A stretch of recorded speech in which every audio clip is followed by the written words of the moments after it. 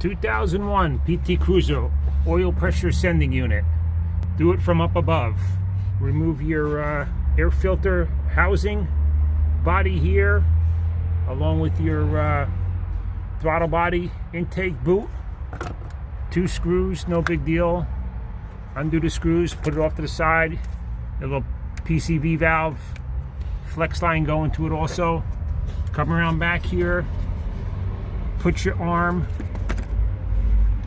above your master cylinder, down into this cavity here. I know it's hard to see, but you got to kind of feel around. Undo the wire. Undoing the wire is the hardest part. Once you do that, you can slip on a socket. I got a socket, 27 millimeter, 6-point deep, Harbor Freight, $3.99. Way to go. Put that on there with a little extension, like the setup I got here, 3-inch extension. Put it on the end, undo it, real easy. When you put the new one on, get it started by hand so that you don't cross thread the threads, and tighten up with the ratchet, then you're good to go.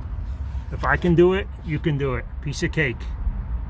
The part was $10, socket $4, and it took me about a half an hour to do. But do it from up above. Don't bother going underneath.